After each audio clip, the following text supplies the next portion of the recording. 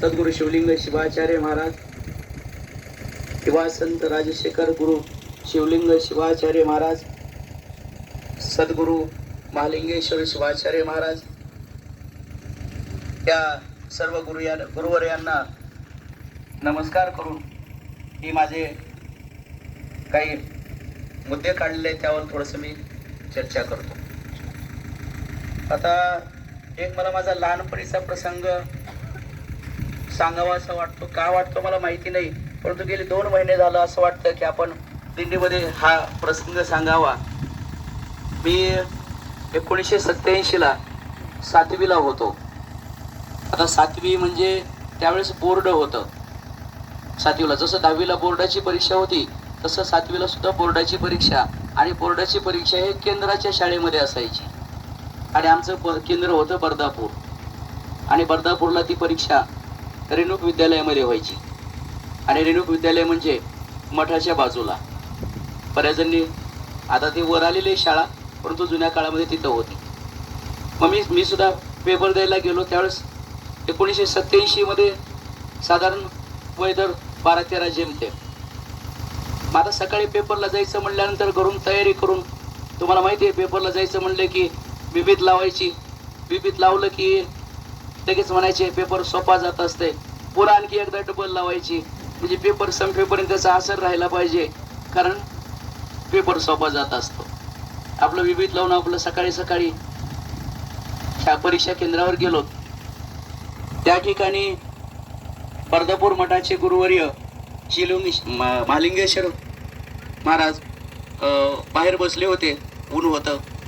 आम्ही आपलं लहान त्यावेळेस गुरु म्हणजे काय असतो याचं काहीही ज्ञान नव्हतं, काहीच माहिती नव्हतं. मठ म्हणजे काय, आपले हे गुरु आहेत याबद्दल काहीही माहिती नव्हती. आम्ही 5-6 जण त्या ठिकाणी थांबलो होतो. थांबलेलं असताना माझ्या कपाळावर विविध बघून महाराजांनी मला बोलवलं, नाव वगैरे विचारलं. मी सांगितलं असं असं खुदासे म्हणून. म्हणल्यानंतर म्हणले मग आपलंच शिष्य आहे असं त्यांना लक्षात आलं, आणि त्यांनी सांगितलं, बघितलं माझ्याकडे आणि म्हणले की तुझ्याकडून काहीतरी मोठं कार्य घडणार आहे. मला त्यावेळेस त्या शब्दाचा अर्थ समजला नाही, परंतु आज मला त्या शब्दाचं म्हणजे प्रचिती आज मला येले की गुरुवर्यांना किती दूरदृष्टी असते. आज 25-30 वर्षापूर्वीच त्यांना समजू शकतं, हे त्यातून मला दिसून आलं.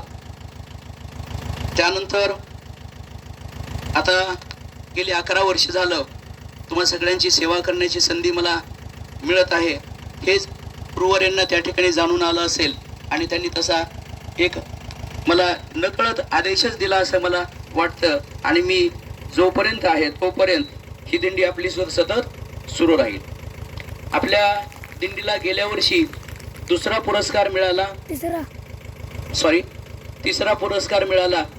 त्यावेळेस सगळ्यांनाच वाटलं की आता यावर्षी आपला 3रा पुरस्कार मिळाला आहे, तर आपला पुढच्या वर्षी मानाचा 1ला पुरस्कार मिळाला पाहिजे अशी सगळ्यांनाच वाटत होतं. आणि तेव्हापासूनच आपण सगळेजण तयारी करत होतो.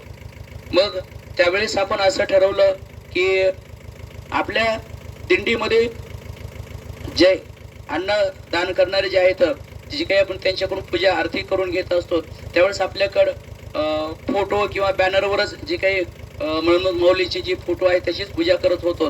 तर त्यावेळेस मला थोडी खंत वाटली की आपल्या दिंडीमध्ये पूजा करण्यासाठी काहीतरी असावं. म्हणून मग फायबरची मूर्ती बनवून घ्यावी असं मी ठरवलं, आणि त्या दृष्टीनं चौकशी करू लागलो. पण चौकशी करत असताना एक सद्ग्रस्त असे म्हटले की फायबरची मूर्ती जर तुम्ही घेत असाल तर फायबरच्या मूर्तीला पूजा करण्याचं हे नाही, म्हणजे पूजा तुम्ही त्या मूर्तीची करू शकत नाही, ती पूजा मान्य नाही असं त्यांनी सांगितलं. मग लगेच मी फायबरची मूर्तीचं बाजूला काढून टाकलं आणि म्हटलं आता फायबरच्या ऐवजी आपण दुसरं संगमरवरी आपण मूर्ती आपण बनवता. आणि त्या दृष्टीनं मग शोध सुरू केला, आणि राजस्थानमधून आपल्याला मूर्ती बनवणारे एक मूर्तिकार मिळाले. मग त्यांच्याकडून आपण ही मूर्ती बनवून घेतली. आता ते राजस्थानमधले मूर्तिकार आणि मी इथं फोनवरच त्यांचं संभाषण, परंतु मनमत माऊलीच्या मनामध्ये होतंच की आपल्याला हे कार्य करून घ्यायचं आहे. तर त्यांच्याशी फोनवर संपर्क झाला. त्यांनी मूर्ती तयार केली, हुबेहूब जसा आपण फोटो टाकला होता त्याच पद्धतीनं मूर्ती त्यांनी तयार करून दिली.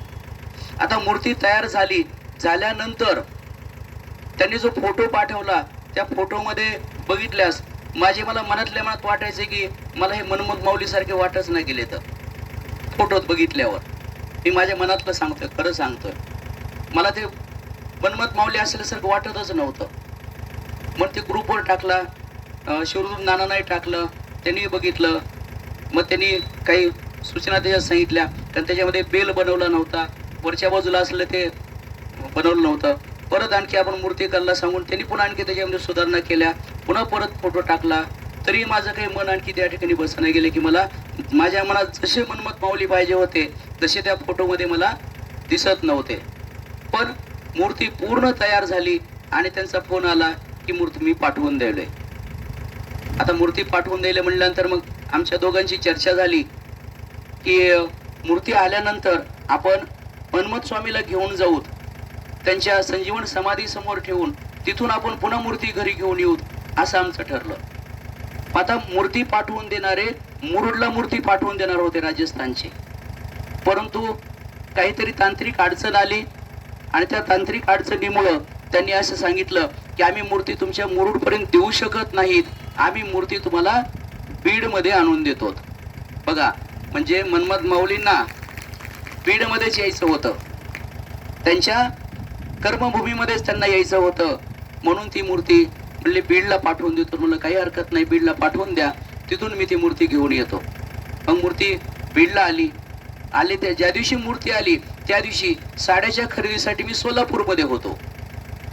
आपले जे ड्रेस घ्यायचे होते त्यासाठी मी सोलापूरमध्ये होतो. सोलापूरमध्ये असताना त्यांचा फोन आला की मूर्ती आल्या आणि येऊन घेऊन जावा. आता मूर्ती आल्या, येऊन घेऊन जावा. मी सोलापूरमध्ये, मूर्ती बीडमध्ये, 2 तासात मी बीडमध्ये येऊ शकत नव्हतो. मग त्यावेळेस मग मुरुडला आपले मुरुडचे परमेश्वर कोरे श्रद्धा सिल्क सेंटर, त्यांचं बीडला सुद्धा एक मोठं शॉप आहे. तर मी त्यांना फोन केला, म्हणलं तुम्ही सध्या कुठे आहेत? तर ते म्हणले बीडच आहे. बीडमध्ये म्हणल्यात म्हणलं असं मूर्ती आली आहे आणि तुम्ही तेवढी मूर्ती तुमच्या दुकानामध्ये ठेवून घ्या. तर त्याने म्हणले काही हरकत नाही, तुम्ही बिंदास राहा, मला गाडीवाल्याचा नंबर द्या, माझी मी ती मूर्ती घेतो. आणि मग त्यांनी ती मूर्ती बीडमध्ये त्यांच्या दुकानी ठेवून घेतली. मूर्ती ठेवून घेतल्यानंतर मूर्ती आणण्यासाठी बघा ना, म्हणजे योग कसा, माऊलींना स्वतः बीडमध्येच यायचं होतं. आम्ही ठरवलं तर घेऊन जायचंय, परंतु माऊलींनीच ठरवलं नाही मला बीडमध्येच यायचंय. आणि मग मूर्ती बीडमध्ये आली. आल्यानंतर मग आम्ही मुरुडमधून शिवरुद्र नाना, त्यानंतर हनुमंत राजमाने, म्हणजे तात्या म्हणतो, आता मला ते हनुमंत राजमाने असं म्हणणं मला थोडंसं लांबचं असल्यासारखं वाटतंय. तात्या म्हणलं की ते जवळच्यासारखं वाटतंय. म्हणजे त्यांना सोबत घेऊन त्यानंतर मूर्ती आणण्यासाठी गेलो. मूर्ती दुकानातून घेतल्यानंतर मनमत माऊलीला आलो. सोबत केचे गुरलिंगप्पा मुळे साहेब, जे की आपली केची व्यवस्था करतात, ते पण सोबत होते. मग आम्ही मंदिरात मूर्ती घेऊन आलो. आल्यानंतर मंदिराच्या बाहेरच मूर्ती होती. आम्ही मंदिरात जाऊन आपले जे स्वामी आहेत त्या ठिकाणचे त्यांना म्हणले की असं मूर्ती आणली आहे. मग त्यावेळेस ते म्हणले की आपण मग गाडीमध्ये जाऊन मूर्तीची पूजा करू का, असं म्हणल्यास मी पुन्हा आणखीन थोडंसं खजील झालो. आणि पुन्हा आणखीन मी नानाला म्हटलं की नाही नाना, मूर्ती आपल्याला मंदिरातच नेऊन तिथं मला पूजा करायची आहे, बघा विनंती करून. मग नानांनी त्यांच्या ओळखीचे होते, एक म्हणले नाही मूर्ती मध्ये आणता येईल का, तर म्हणले काही हरकत नाही, घेऊन या. आणि मग मनमत माऊलीच्या समाधीसमोर मूर्ती ठेवून त्या ठिकाणी त्या स्वामींनी ज्यावेळेस मूर्ती ठेवली त्यावेळेस ते 10 मिनिट त्या बघतच राहिले त्याच्याकडे नुसते. म्हणजे एवढी सुंदर मूर्ती झालेली आहे की म्हणले साक्षात मनमत स्वामी या ठिकाणी प्रकट झाल्यासारखे आम्हाला दिसत आहेत. तर त्यांनी मनोभावे त्या मूर्तीचा अभिषेक केला, पूजा केली, थोडक्यात त्याची प्राणप्रतिष्ठापना केल्यासारखी झाली. आणि मग पूजा झाल्यानंतर त्यांनी सांगितलं की चला आपण सगळेजण बाहेर जाऊ का, या मूर्तीला आणि संजीवन समाधीला त्यांच्याशी एकमेकांचं हितगुज करू द्या. म्हणून त्यांनी आम्हाला सगळ्यांना बाहेर काढलं, समोरचा दरवाजा लावून घेतला आणि मूर्ती 10-15 मिनिट समाधी संजीवन समाधी समोर ठेवून दिली. मग आम्ही नंतर पुन्हा 10-15 मिनिटांत राहिलो. त्यावेळेस आता ही मूर्ती वजनदार आहे, 50 ते 60 किलो वजन आहे त्या मूर्तीचं. आता ही मूर्ती गाडीमधून आणण्यासाठी सोमनाथ दत्तापुरे आणि तात्या, म्हणजे बप्पा आणि तात्या या दोघांनी आणली होती. आणि परत घेऊन जाताना तेच दोघं होते, काही दुसरे बदलले नाहीत. तर त्यांना जाताना ती मूर्ती जड लागली, म्हणजे त्या मूर्तीमध्ये चैतन्य आलं आणि त्या मूर्तीमध्ये साक्षात मन्मथ स्वामींनी प्रवेश केला आणि त्या मूर्तीला जे एक जडत्व निर्माण झालं असा अनुभव त्या दोघांना आला. त्यांनीच सांगितलं मला मी काही ते विचारलं नाही. त्यांनी सांगितलं. आणि जात असताना जे ट्रस्टीचे मन्मथ माऊलीचे ट्रस्टीमधले जे लोक होते बसलेले ते म्हणले जाताना हे पळत घेऊन जात होते, येताना का असं हे वज झाल्यासारखं करायलेत. तर त्यावेळेस त्यांनी सांगितले की याच्यामध्ये चैतन्य आलेलं आहे. अशा प्रकारे आपली ही मूर्ती आपल्या दिंडीमध्ये सहभागी झाली. त्यानंतर मूर्ती आली की लगेच गेली 2-3 वर्ष झालं शिवरुद्र नानांचा हट्ट होता की आपल्या दिंडीमध्ये गुरुमाऊलींच्या पादुका असल्या पाहिजेत. ज्या वेळेस मी त्यांना दिंडीबद्दल चर्चा करण्यासाठी फोन करेल त्या वेळेस ते शेवटचं वाक्य म्हणायचे, ते पादुकाचं बाकी काय झालं. सारखी एकच मिठी त्यांची, आता काय करावं, चला काही हरकत नाही. मग लगेच पादुका घेण्यासाठी अहमदपूरचे जे काही ज्येष्ठ मंडळी आहेत मठामधले त्यांच्याशी मी संपर्क साधायला सुरुवात केली. त्यांच्याशी संपर्क साधल्यानंतर त्यांनी असं सांगितलं की तुम्ही शिवरात्रीला या, शिवरात्रीच्या दिवशी या, तिथं पादुका घ्या आणि आपले जे शिवरुद्र आपले जे गुरुवारी आहेत त्यांच्या समाधीसमोर त्या पादुका ठेवून मग तुम्ही तुमच्या घरी घेऊन जावा. आम्ही अहमदपूरला आलो, पादुका खरेदी केल्या, शिवलिंग शिवाचार्य महाराजांच्या समाधीसमोर त्या पादुका ठेवून पूजा करून मग त्या पादुका आम्ही घेऊन आमची मोठी बहीण जयश्री महाजन अहमदपूरलाच असते तिच्या घरी घेऊन गेलो. घरी घेऊन गेल्यानंतर तिची धडपड सुरू होती. ती म्हणे बारके आप्पा या ठिकाणी असतील, आपण बारके आप्पांकडे जाऊ, त्यांच्याकडे जाऊन ह्या चरण पादुका त्यांना आपण घालायला लावू, थोडंसं चालायला लावू आणि मग घेऊन येऊ. पण म्हणलं आप्पा येणार होते सकाळी 9 वाजता परंतु आले नाहीत आणि आमची त्यांची काही भेट झाली नाही, म्हणून आम्ही पादुका समाधी समोर ठेवूनच पूजा करून घेऊन आलो. तर तिनं लगेच फोन लावला की बघते म्हणले आप्पा कुठं आहेत का इथं. आणि फोन लावल्यानंतर असं समजलं की आप्पा गावामधल्याच मठावर आहेत, मठामध्ये आहेत. मग लगेच आम्ही वेळ न लावता लगेच आम्ही सगळेजण मठामध्ये गेलो. मठामध्ये गेल्यानंतर गुरुवारी त्या ठिकाणी होते, त्यांना पादुका दिल्या, त्यांनी पायामध्ये घातल्या आणि चालत जाऊन मठामध्ये असले ज्यांची काही गुरुवारी आहेत त्यांचं दर्शन घेतलं. दर्शन घेऊन त्यांनी आम्हाला त्या आदरपूर्वक त्या पादुका त्यांनी आम्हाला प्रदान केल्या. अशा पद्धतीनं ह्या पादुका सुद्धा आपल्याला या ठिकाणी आपल्या दिंडीमध्ये मिळाल्या आहेत. तर पादुका आणण्यासाठीचा जो आग्रह होता तो शिवनानाचा त्यांच्या सततच्या फॉलोअपमुळं म्हणजे आणावंच लागतेच, त्याच्यामुळं ह्या पादुका आपल्यामध्ये आल्या. आणि आमची जी मोठी बहीण आहे तिच्या प्रयत्नामुळं आपल्याला गुरुवारांना त्या पादुका घालून चालून त्यांच्या पादुका आपल्या पण आणण्याचं भाग्य आपल्याला लाभलेलं आहे. त्यानंतर साडी खरेदीचं, तर साडी खरेदी करण्यासाठी अगोदर लातूरला गेलो. सगळ्यात मोठी अडचण येऊ लागली, एकच डिझाईनच्या एकच रंगाच्या आणि एवढ्या मोठ्या साड्या कुठल्याच दुकानामध्ये मिळणं गेल्या. मग कसं तरी लातूरला एक साडी निवडली, दुसरी साडी सोलापूरला निवडली आणि तिथून त्या साड्या आणल्या. आणि 50 साड्या आणत असताना असं वाटलं की एवढे बी घेतात का नाही की, म्हणून भीत 50 घेतल्या. आणि पुन्हा असं झालं की 50 नाही तर आपल्याला खरंच 200 साड्यांची गरज आहे. आणि पुन्हा काही त्या साड्या मिळाल्या नाहीत. मग ते थोडंसं काही महिलांना साड्या मिळाल्या, काही जणांना मिळाल्या नाहीत. त्याबद्दल ज्यांना साड्या मिळाल्या नाहीत त्याबद्दल त्यांची मी माफी मागतो. आणि त्यांना असं आश्वासन देतो की पुढच्या वर्षी मात्र आपण सगळ्यांसाठीच जे 200 महिला आपल्याकडे येणार असं समजून आपण 200 साड्यांची खरेदी करूता. पुढच्या वर्षी आपण एकच साडी घेऊता, कारण आपल्याला हीच ते बर्डापर्यंत म्हणजे खडी केंद्रापर्यंत आपल्याला ती उपयोगाला येईल. आणि बाकी मग ही तुमच्याकडे आपण जी काल म्हणजे पहिल्या दिवशी घातली होती ती साडी आणि तशाच प्रकारच्या भरपूर साड्या तुमच्याकडे असतात, त्याच रंगाच्या आपण ते दुसऱ्या दिवशी ठेवता. तर पुढच्या वर्षी आपण ते एक करूता. ग्रुपवर 2 महिने नुसती साड्यांची चर्चा चालू होती. पुरुष मंडळी त्यांचा स्वभावच आहे शांत बसण्याचा, पण पर्याय नाही. कुठं काही बोलावं तर गपची बसा, तुमचं काय मधीच असं म्हणून त्यांना गपची बसवलं जातं. पण तरी तुमच्यापाशी ते तसं असलं तरी मला म्हणायचे की सर आमच्या ड्रेसचं काय, आमचं काय, आम्ही काय करायचं. मग त्यावेळेस मी त्यांना सांगितलं की आपल्यासाठी पांढरा शर्ट, पांढरी पॅन्ट, डोक्यावर टोपी आणि भगवा गमजा अशा प्रकारचा पेहराव आपण ठरवलाय. मग त्याच्यामध्ये पांढरं शर्ट, काही जण नेहरू शर्ट घालत नाहीत, मग साधं शर्ट म्हणलं चालतंय, साधं शर्ट फक्त पांढरं असावं असं सुचवलं होतं. तरी बरेच पुरुष मंडळी आपल्या दिंडीमध्ये ड्रेस कोड मध्ये होते. तर आता पुढच्या वर्षी मात्र कंपल्सरी लहानांपासून ते थोरापर्यंत सगळ्यांनीच ड्रेस कोड मध्ये यायचं, हे मात्र सगळ्यांनी ठाण मांडायचं. आता आपल्या दिंडीमध्ये दिंडी निघाल्यापासून ते पार मनमत माऊली पर्यंत खूप शिस्त होती. ज्यावेळेस खडी केंद्रावर पुरस्कार घोषित करण्याची वेळ आली त्यावेळेस जर गुरुवर्यांनी असं विचारलं असतं काय की दिंडीचा पहिला क्रमांक कुणाचा असेल असं जर विचारलं असतं तर तुम्ही कुणाचा येईल असं म्हणलं असतं दिंडी क्रमांक. आणि तुम्ही तर म्हणाला असतातच, परंतु बाकीचे सगळे सुद्धा म्हणले असते, इतर ज्यांनी ज्यांनी बघितले ते सुद्धा म्हणले असते की दिंडी क्रमांक 42चाच पहिला क्रमांक यायला पाहिजे. परंतु ही झाली आपली नजर. कसं असते, गुरुवर्यांची नजर खूप बारीक असते. आपल्या आपल्या दिंडीमध्ये सगळं चांगलं वाटतंय.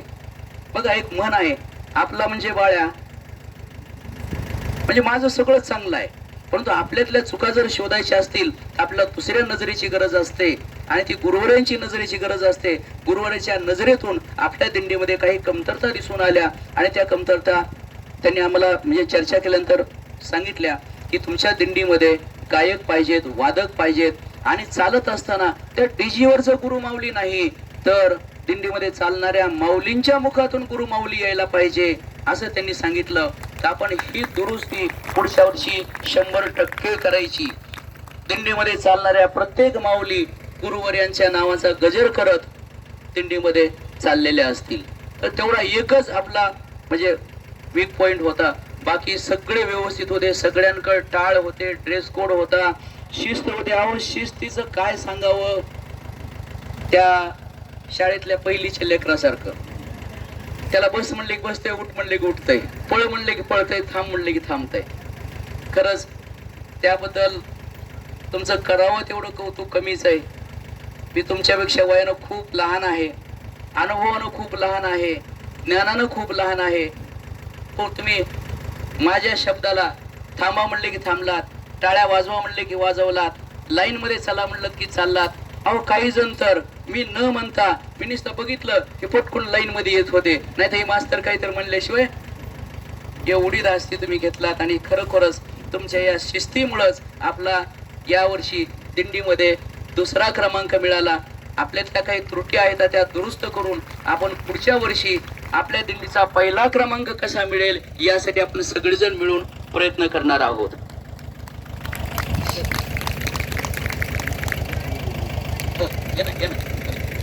हो नाही आम्ही येणार हो. आपला हा कार्यक्रम झाला की आपण खाली जाणार आहोत मंदिरामध्ये. तर हे झालं आपल्या दिंडीमध्ये थोडस बोलण्याविषयी. आणखी एक राहिलं की हे सर्वांसमोर चर्चा आली नाही, परंतु आम्ही काही जणांमध्ये चर्चा केली की जसं आपण दरवर्षी दिंडी घेऊन मनमत माऊलीला येत असतो, हा एक उत्सव मनमत माऊलीचा आहे. तसाच आणखी एक दुसरा उत्सव आहे ज्याला एक आपण जन्मोत्सव असं म्हणतो. तर तो जन्मोत्सव आपल्याला मुरुडमध्ये साजरा करायचा आहे. आपण त्या दिवशी चर्चा केली सुद्धा आहे. तर सगळ्यांना मी विनंती करतो की आपण तो जो काही उत्सव आहे खूप मोठ्या प्रमाणात साजरा करू. त्यासाठी तुम्हाला सगळ्यांची मला आवश्यकता आहे. तुम्ही सगळेजण त्या दिवशी हजर राहणं आवश्यक आहे. तर त्याच्याबद्दलची जी काही तारीख असेल, वेळ असेल आणि काय काय करायचं आहे याबद्दलची आपण सगळेजण मिळून चर्चा करून ते ठरवू आणि तो कार्यक्रम सुद्धा आपण भूतो न भविष्य असा आपण दरवर्षी साजरा करत जाऊ. आता आपल्या या दिंडीमध्ये भरपूर जणांनी सहकार्य केलेलं आहे. दिंडी प्रमुख या नात्यानं त्यांचं आभार व्यक्त करणं हे माझं कर्तव्य आहे. तर सर्वात प्रथम माझी सहचारिणी देवी हिचं मी अगोदर आभार व्यक्त करतो, कारण कुठलंही कार्य करत असताना काही बी समजा मूर्ती आणायची आहे, साऊंड सिस्टीम आणायचंय, काही बी आणायचंय, ही करायचंय ती करायचंय, त्या कुठल्याच गोष्टीमध्ये ना नव्हता. एकच होतं, आणा. ना नव्हता, आणा. दिंडीसाठी काही म्हणले की आणा. आता आज दसरा आहे, दसऱ्याला काहीतरी सोनं खरेदी करीत असते, तर मी म्हणलं काही सोनं खरेदी करू ना, सोनं खरेदी करत नाही ना. काही दिंडीसाठी आणायचे, आणा. हे जे काही सहकार्य तिनं केलं त्याबद्दल मी सर्वांच्या वतीनं तिचा आभार व्यक्त करतो. ती अशीच मला आयुष्यभर साथ देईल. त्याचबरोबर तुम्ही सर्वजण दिंडीमध्ये सहभागी झालात. दिंडीमध्ये यायचं तुम्ही, म्हणजे दिंडीचा कार्यक्रम सुरू, म्हणजे जायची आपली म्हणून तुमच्या घरी चर्चा सुरू झाली. चर्चा सुरू झाली त्यावेळेस मग कोण जाणार आहे असं सुरू झालं, आणि मग ठरलं की आई जाणार आहे, सून जाणार आहे, लेक जाणार आहे, वडील जाणार आहेत. म्हणजे कुठलं कुटुंबातलं कुणाचं वडील आले, कुणाची आई आले, कुणाची सून आले, कुणाचे सासू आले. आता तर यांना इथं पाठवण्यासाठी आता तुम्ही इथं आलात, तुम्ही बिनधास्त आहेत ना, कुणाच्या जीवावर, ज्यांनी तुम्हाला पाठवले त्यांच्या जीवावर. तर आपण सगळ्यांनी तुम्हाला ज्यांनी इथपर्यंत पाठवलंय अशांना ऐकू जातील अशा आभारात्मक टाळ्या वाजवून आपण त्यांचे धन्यवाद व्यक्त करायला काही हरकत नाही. त्यांना ऐकू गेल्या पाहिजेत त्या टाळ्या.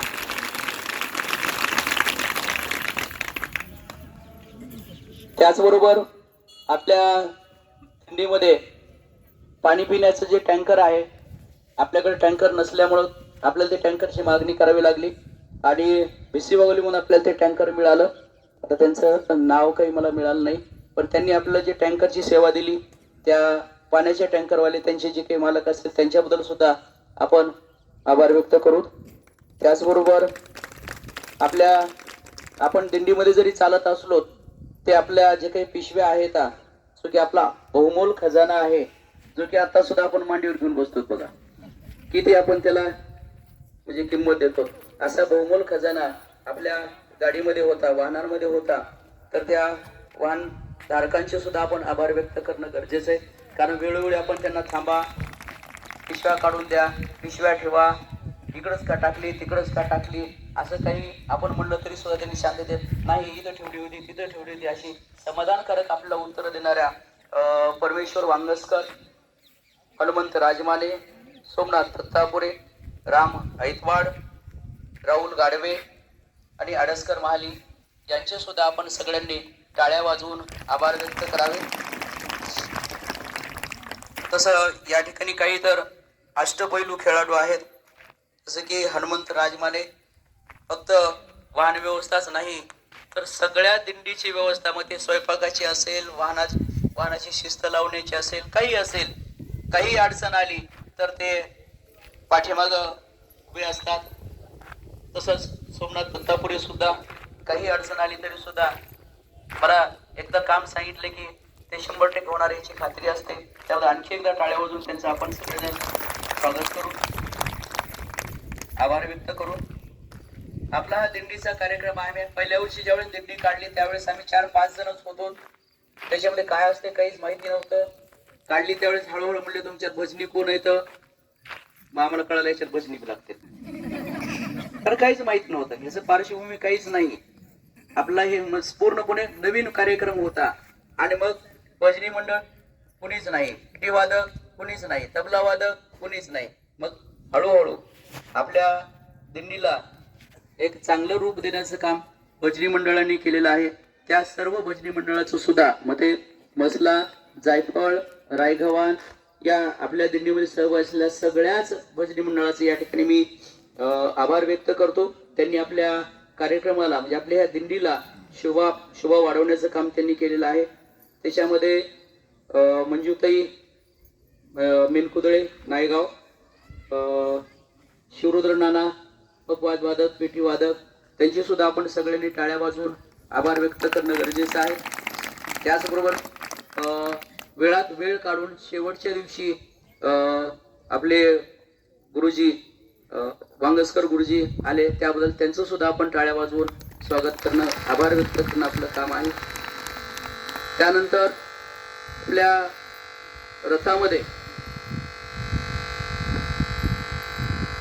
आपल्या रथामध्ये मूर्ती आल्यानंतर मूर्ती इकडं तिकडं हलू नये किंवा मूर्तीची सेवा होणं, प्रॉपर सेवा होणं गरजेचं असतं.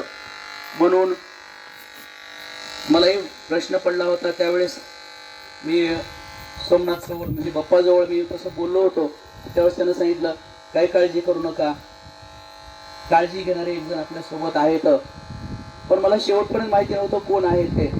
परंतु या ठिकाणी आपल्या मनमत माऊली सोबत बालदार म्हणून प्रकाश वांगस्कर यांनी जी आपल्याला 4 दिवसाची सेवा दिली, त्याबद्दल मी त्यांचा दिंडी प्रमुख या नात्याने खूप खूप आभारी आहे. आपण सगळ्यांनी टाळ्या वाजवून त्यांचं आभार व्यक्त करावं. त्याचबरोबर मूर्तीची वेळोवेळी योग्य पद्धतीनं पूजा होणं गरजेचं असतं. हे पूजा करण्याचं कार्य आपले मसला येथील प्रसिद्ध स्वामी चन्मस स्वामी व त्यांच्या मिसेस स्वामी यांनी खूप तन्मयतेनं केलं, खूप मन लावून केलं. प्रत्येक ठिकाणी आरती असेल, पूजा असेल, त्याबद्दल त्यांनी खूप चांगल्या पद्धतीने ते कार्य पूर्ण पार पाडलं. त्यांचं सुद्धा आपण सगळ्यांनी टाळ्या वाजवून आभार व्यक्त करणं गरजेचं आहे. त्यानंतर आपले जसं मी दिंडी काढतो पहिल्या वर्षापासून, पहिली गरज असते ती वाहनांची. वाहनाशिवाय आपण येऊ शकत नाही. मला पहिल्या वर्षापासून वाहनांची सोय करून देणारे आपल्या दिंडीमध्ये त्यांच्या माऊली आहेत, परमेश्वर कोरे. पाहुणे तर आहेतच, पाहुण्यापेक्षा खूप चांगले मित्र आहेत, चांगले सहकारी आहेत. दरवर्षी त्यांच्याकडे जेवढी वाहनं असतात त्यांचं असं म्हणणं असते की कुठले बी वाहनं घेऊन जावा, किती बी घेऊन जावा, माझी काही अडचण नाही. त्याला कसल्याही प्रकारचं भाडं नसतं, काहीही नसतं. असे परमेश्वर कोरे त्यांनी आपल्याला दरवर्षी सर्व आयशर असेल, साऊंड सिस्टीमची असेल, ही सगळी सोय करून देतात. तर त्याबद्दल त्यांचे सुद्धा मी या ठिकाणी आभार व्यक्त करतो. टाळ्या वाजवून आपण त्यांचा पण आभार व्यक्त करावं. त्याचबरोबर आपल्या दिंडीमध्ये सगळेजण चालत असताना बाकी इतर नियोजन करण्यासाठी बरेच सहकारी मदत करतात. जसं की लाईन व्यवस्थित लावणे, सगळ्यांना सोबत घेऊन चालणे. कोणी पाठीमागे राहिला असेल तर त्यांना चालण्यासाठी उत्स्फूर्त करणे, त्यांना फास्ट चालायला भाग पाडणे. असे जे काही सहकार्य आहेत त्याच्यामध्ये बापराव निलंगे, त्यानंतर आपले पोलीस अधिकारी गेले वाटतं, त्यांना दुसरी ड्युटी होती त्यामुळे ते कालच गेले. ते मनमतप्पा बिबराळे यांनी सुद्धा खूप चांगलं सहकार्य केलं. त्यांनी ड्रेसमध्ये आले. आपले मसल्याचे बी त्यांनी एक दिवस ड्रेसमध्ये सर्व दिंडीला सहकार्य केलं. मला नाव माहिती नाही, माफ करा. त्यांचे सुद्धा आपण सगळ्यांनी टाळ्या वाजवून आभार व्यक्त करणं गरजेचं आहे. त्यानंतर जायफळचे सुद्धा 2-3 स्वयंसेवक जसे की परमेश्वर परमेश्वर कुठे त्यांनी सुद्धा खूप चांगल्या पद्धतीनं सगळ्यांना शिस्त लावण्याचं काम केलं. त्याबद्दल त्यांचे सुद्धा मी आभार व्यक्त करतो.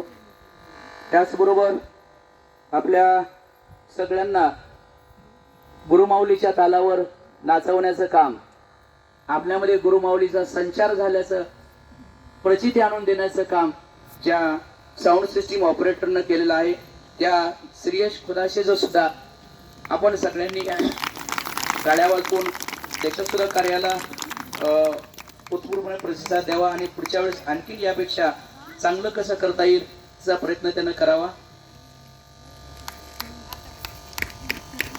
त्याचे सुद्धा हार्दिक हार्दिक आभार.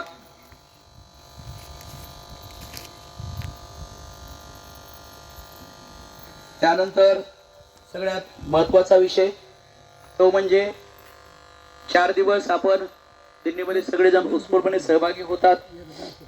त्या सहभागी असताना आम्ही दोघंही नवरा बायको तुमच्या सगळ्यांच्या सेवेमध्ये होतो.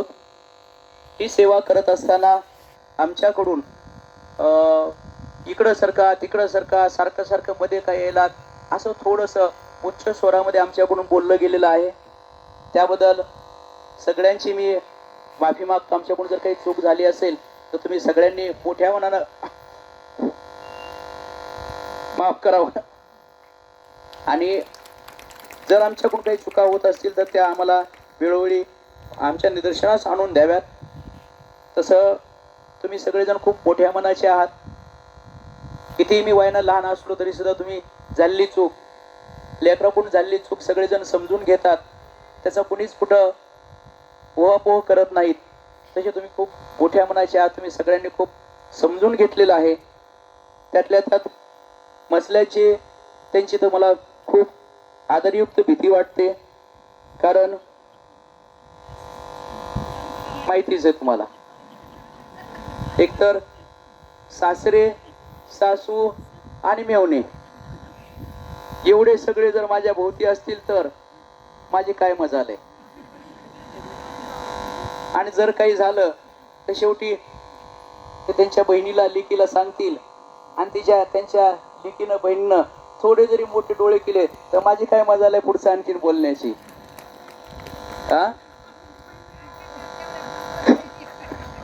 हो, तुम्ही दोघी आहेत म्हणून थोडं बळ मिळालंय मला. पण तुम्ही किती दिवस आहेत? झालं तर मी आज जाणार आहेत. उद्याच्याला माझी बेजारी सुरू आहे आणखी. तर आमच्याकडून जर काही चुका झाल्या असतील तर आपण लहान समजून आम्हाला माफ करावं. आमच्याकडून जे काही चांगलं झालं ती मनमत माऊलींची प्रेरणा आहे. आणि जे काही चुकलं ते माझं वैयक्तिक असेल.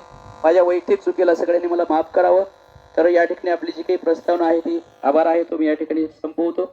आपण सगळ्यांनी खूप शांततेमध्ये मला तुम्ही ऐकून घेतलात, प्रतिसाद दिलात, त्याबद्दल मी तुमचा आणखी एकदा आभारी आहे. धन्यवाद. आपला छोटासा कार्यक्रम या ठिकाणी संपला असं मी या ठिकाणी घोषित करतो. आता आपल्या सगळ्यांना खाली जायचं आहे. खाली जाऊन महाप्रसाद घेऊन आणि मग पुन्हा